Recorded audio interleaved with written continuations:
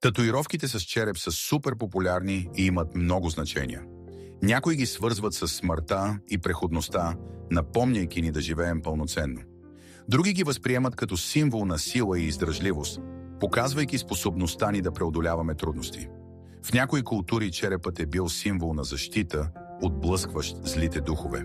А защо не просто красота? Черепът може да бъде изрисуван по невероятно красив начин.